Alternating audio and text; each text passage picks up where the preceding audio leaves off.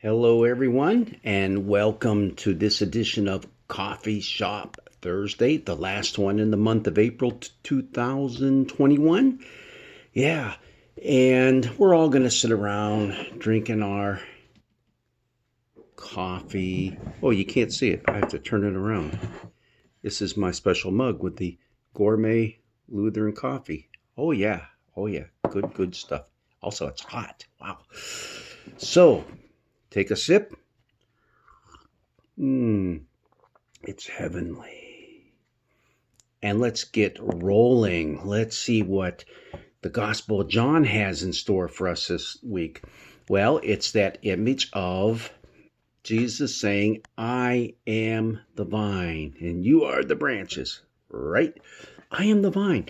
Now, that whole image of the vine in the Older Testament is all over the place, but it is in conjunction with Israel being the vine and God being the vine tender, and he has to kind of, take care of things as time goes on.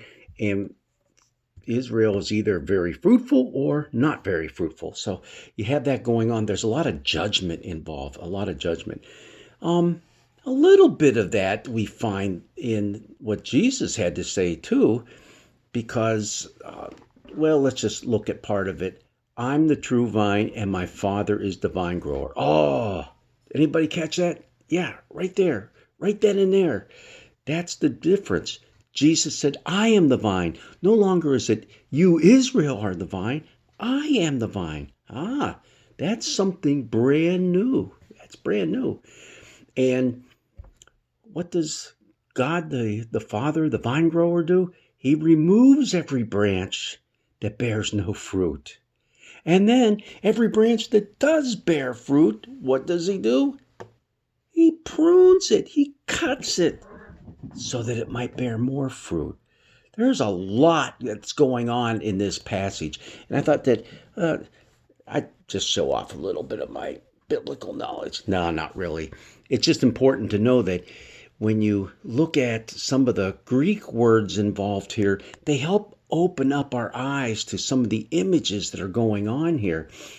There's two different words that are, they're kind of used interchangeably, but not really so. They're closely related going on in this passage. That first one is that all the unfruitful branches are being cut off. It's an interesting word. It's iro in the Greek. And iro, elsewhere it was used in the Gospel of John of Jesus when John was pointing him out and said, behold, the Lamb of God who takes away the sins of the world. Iro, same word. Iro, takes away. So in other words, they're being cut out and carried off. If you're not a fruitful vine or a fruitful branch of the vine, you're going to be cut off. That's the word of judgment. Now, here's the other thing. God still goes clipping away with that second word that's in there, and it's kathyro, not iro, that's cut off, carry away. Now it's kathyro. It's the only time it's used in the New Testament, this word. But it is used elsewhere in Greek literature to mean to clean or to purify.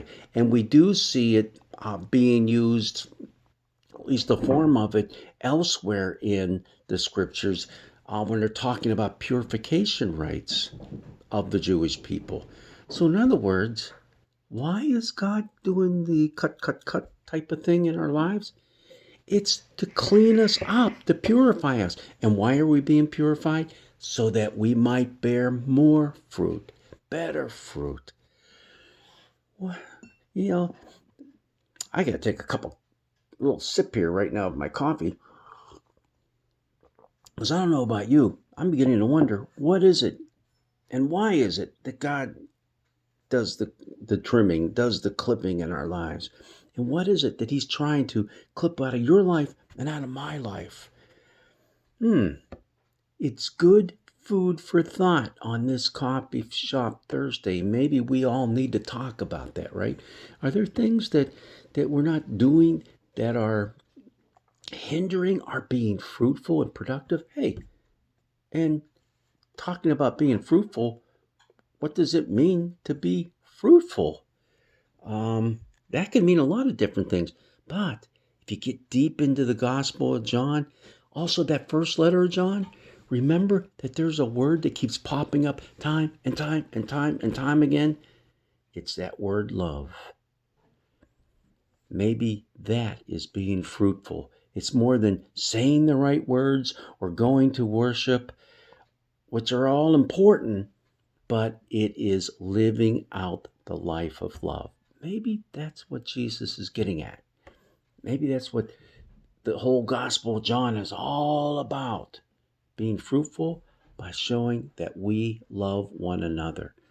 You know, the other word that shows up in there too, and especially in this lesson for this week, is that word abide. Abide. It's all over the place in our lesson from John.